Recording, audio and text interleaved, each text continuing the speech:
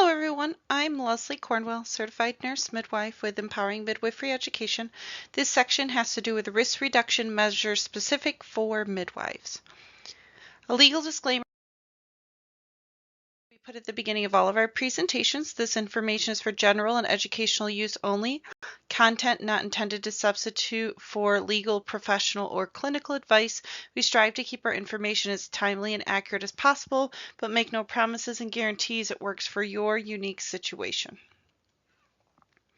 The objectives include being able to understand why risk reduction is so important, particularly for the profession of midwifery.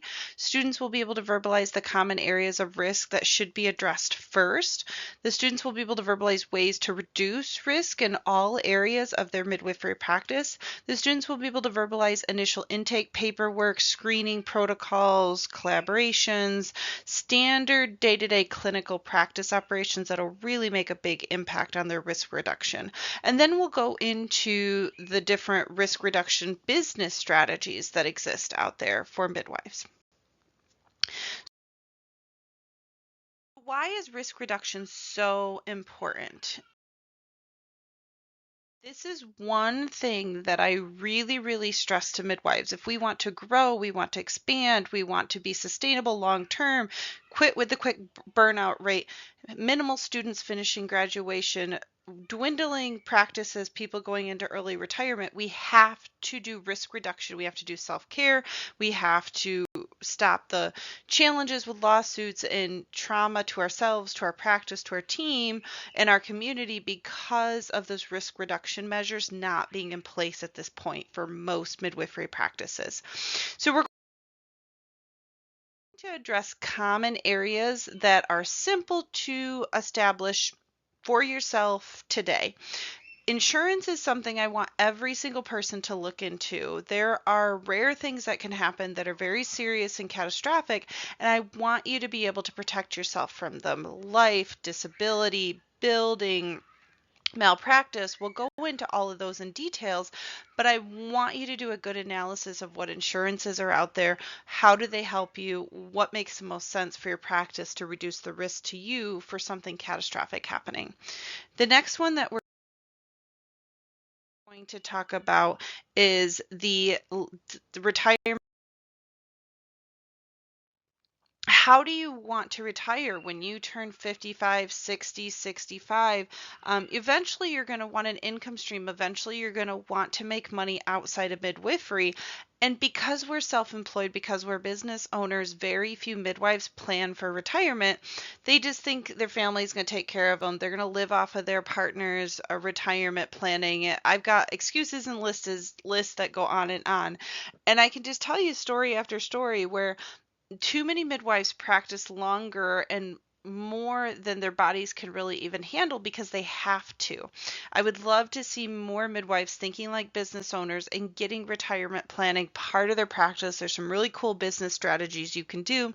Financial planners are amazing. I've got a couple of great ones that we regularly refer to. Chris Arnone with Northwestern Mutual and Mandy Froelich, one of the MBC consultants on our team, Midwifery Business Consultation, and her holistic financial planning company, Black Hills Financial. So it's really important to think about your retirement, your investments, the passive income streams, diversifying where you're no longer so dependent on midwifery and your time to make money. And then the last one we talk about is planning, and this has to do with protecting yourself from your practice with a revocable living trust, being able to protect your family from probate court, from decisions, these tough things for if you have medical issues, challenges, who gets your inheritance if something happens to you. This is risk reduction for your personal life and your family, and to protect yourself from midwifery in your business. So these are just simple things, high level. I want midwives, sometimes this is overwhelming to think of risk reduction, but you just want to take baby steps. You want to slowly say, I'm going to work on XYZ over the next couple months. The next section we're going to talk about is policies and protocols and day-to-day upkeep of standards of care within your practice, because I would say half the midwives actually have policies and protocols in the community-based setting, and then even fewer of them keep up with the policies and standards because it can get overwhelming and exhausting to review and keep up with so many things. So these are really important things we're going to go into for you. So definitely up to date, attending conferences, taking courses like ours. There's so many things you can do as a midwife with the World Wide Web and your colleagues and so many midwife educators out there. And so you want to make sure your data is up to standards. Join with a few midwives in the area, keep each other's policies up and share with each other. It's all about a positive a collaboration of abundance with each other versus that scarcity mindset. You want to be able to really think about documentation. Think about how you're charting, what you're doing. This is the number one risk reduction defense you can do for care and legality issues and malpractice. In nursing, and especially nurse midwives that worked as labor and delivery nurses, we're taught really, really well about liability and OB and how you have to chart everything you do because you can be sued for up to 21 years. If you didn't chart it, it didn't happen. I think in the community-based setting, this kind of gets a little lax because it's so rare we get sued, and maybe your preceptor isn't the greatest charter and doesn't understand medical terminology and the flow of things. A lot of charts will tell a story and there's gaps versus this was what I assessed. This is what I did about it. I just continued to observe. I did some interventions. I followed up on it. Thinking medically management because you want that documentation to defend your thought process. This was normal. How did you know it was normal? It's very obvious to us. Well, the baby's heart rate was above 100. The muscle tone was good. The baby was pinking up. The baby was crying. We have to overkill the normalcy of our assessment skills. And what do we do if it deviated from that? Especially in obstetrics, because when things happen, it can be catastrophic for both a mom and a baby. You want to be able keep up with training, certifications. There's a lot of requirements you have to do just with your midwifery licensure and recertification. Everybody should be keeping up on a basic BLS and NRP with doing community-based midwifery for themselves and their birth assisting team. You want to really figure out what makes you happy. What do you want to offer and serve with your practice, and what certifications do you need to be able to show the community, to show the legal system, to show your colleagues that you have a basic core competency you're following, and regular drills and trainings to apply it. Just because you have a certification, actively practice NRP with your colleagues, your birth assistants, because it's rare in the community-based setting these things come up, but when they come up, you want to instantly have your fingers ready to do what you need to do. So there's a lot of things to think about with risk reduction measures. You want to think about the clients you're serving, your scope of midwifery practice, and from the very first visit throughout pregnancy to birth to postpartum, are they still a low risk, healthy client for you to be serving independently? If they aren't, who are you collaborating with? Is it written? Is it informal? How do you determine who you're going to communicate with? How urgent does it have to be? You should have lots and lots of protocols for this aspect of your midwifery practice, because this is the part, unfortunately, you're going to get sued most of the time for, and this is where the quality measures really stick out. So you want to talk about how are you going to co-manage? Is it going to be a phone call? Is it going to be a message in your secured EHR system? Is it going to be a doctor down the hall in your practice because you guys collaborate together? What does that relationship look like? If they're transferring care to a higher risk obstetrician MFM, is it a transfer within your practice? Is it a transfer out of your practice?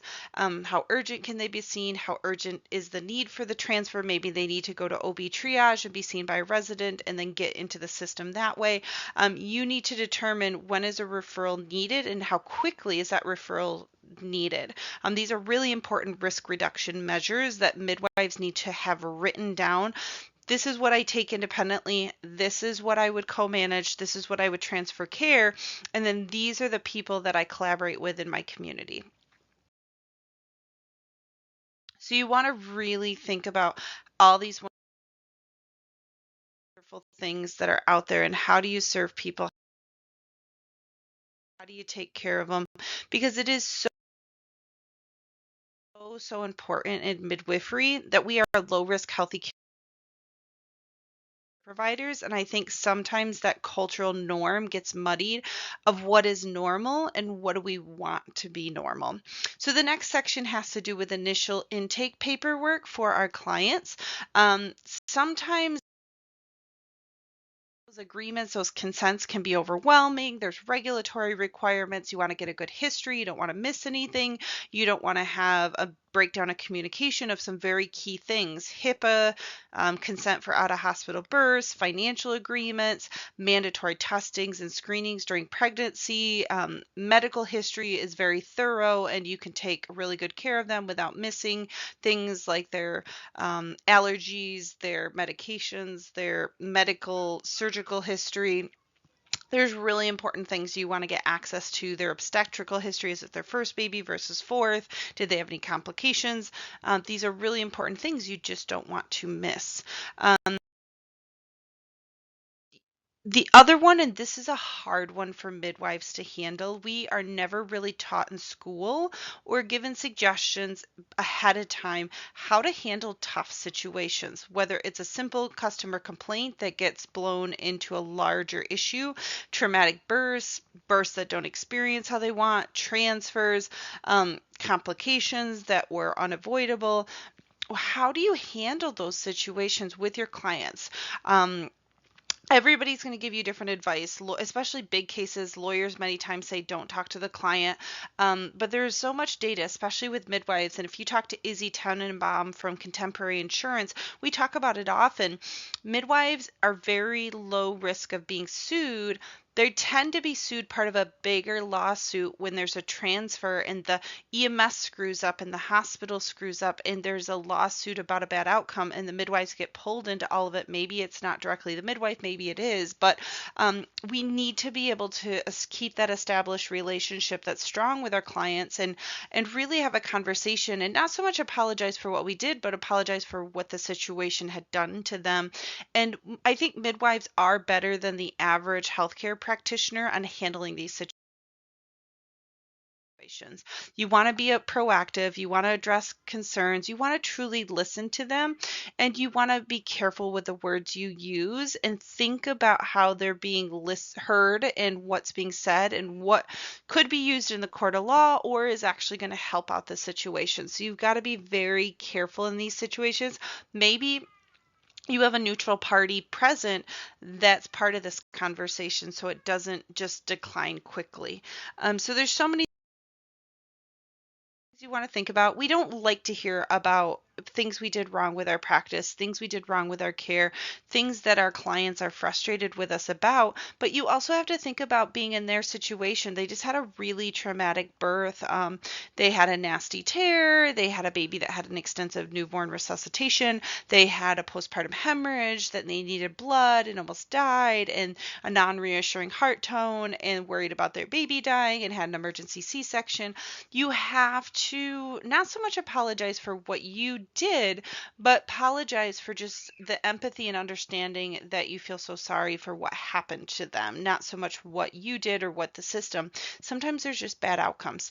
You want to document everything. You want to have good quality measures. You want to have good follow-up processes. The whole point is we are proactive versus reactive. We want to hear if we're missing protocol issues and challenges and problems, if we're not explaining our financial agreements well, we're not talking about the insurance processing steps well, we're not talking about what is part of midwifery scope and what you risk out for. There has been some tough times for me, particularly 42 weeks, water broke, hasn't went to labor after 24 hours. Like, they're just not aware of the policies for my practice compared to the other practices in the area. And so you want to have a clear conversation, particularly about that risk out criteria with clients ahead of time versus they're at the end of pregnancy. They really want a home birth. They feel fine, but you found risk factors that no longer make them a good candidate to do an out-of-hospital birth. So the thing we're going to shift to is business risk reduction. So this is a really hard one for midwives because we aren't getting taught business education. We learn blind leading the blind. Hopefully you have a good mentor that teaches you. That's why we've created our courses and content, because I want midwives to have a risk reduction strategy that's not high overhead cost. It's just simply implementing it. Choosing the right business entity structure for you. I don't encourage midwives to pick sole proprietorship. It's the easiest, but it's not the one I encourage because there is no protection from you from the business. The whole point is you want to put as much layers between you and your personal assets and your license and you from your business, from midwifery, as possible. You want to keep all your receipts from your expenses, your business transactions, good bookkeeping. Definitely don't want to get IRS audited. It is not fun. It's one of those things, if you don't document it, just like your paperwork for clinical care, you're going to have to pay the taxes, and you're going to have to pay the fees and all that extra stuff. So definitely keep really good bookkeeping. Maintain a corporate veil of protection. Don't commingle funds between your personal and business. If you're buying groceries for home, use your personal credit card and your personal funds. If you're getting food for a conference, for a training, for a birth, that's business related. So you have to really understand when you're purchasing things and trying to separate them as soon as possible, because really good lawyers are going to be able to get to your personal assets because you are mixing and confusing and not treating your business as a separate entity. You want to use proper contracts and procedures and protocols and agreements and educational handouts. Have experts review those things. Have accountants, lawyers, an expert midwife business mentor in the area. I promise you the few $100 extra that you use to review those legal jargon is going to have a ripple effect on risk reduction for your practice. And so I encourage that, because everybody's state and region and local area and standards change, and you want to make sure that you have a rock solid. You're not getting accused of discrimination. You're not getting accused of just falsely advertising what you do and who you are. You want to have a really strong hiring and firing process within your practice, trainings. You don't want wrongful termination. You want to make sure you're following all the regulations of treating W-2 staff like W-2 and treating independent contractors, 1099 like independent contractors. I can tell you situation after situation where someone was hired 1099, but then they got treated like an employee. Guess what? They sued that 1099 relationship for back taxes because they weren't treated. There's responsibility by the business for taxes if they're W-2 versus a 1099. So I want you to really understand the regulations, the rules, the protocols, the processes for these very key things, part of any practice you're going to be starting. To have regular staff trainings, drills. You want to write them all down. You want to write what was talked about, who attended, was everybody competent and qualified from the drills, did we learn to improve processes. You want to purchase the appropriate business professional liability insurances. You want to make sure you have the right coverage in place for you, for your business. Umbrella insurances are really cool. You can get them for the business, you can get them professionally because they're a higher level. They cover a bunch of different insurances. Say, for example, malpractice, or your business is too expensive to get solo by itself. You could have a lower premium and a lower coverage level for these subset ones, but then have a higher umbrella, a higher coverage that does everything else, and it's a lot cheaper to do the umbrella side versus just instantly bumping up malpractice business building coverage. You want to make sure you're protecting certain assets, whether putting them in your spouse's name, a revocable living trust. The more things you can get out of your name directly as a midwife in your business, the better. You want to work with a business consultant, a lawyer, an accountant, a financial planner. You want to make sure that they're not finding any cracks in your business day-to-day operations that'll put you at unnecessary risk. The last thing you want to do is you want to find out the risk after it's too late, it's already occurred, versus we fill in the cracks in your plan. So you have a game plan, you have an option, you have a way to handle things if they come up.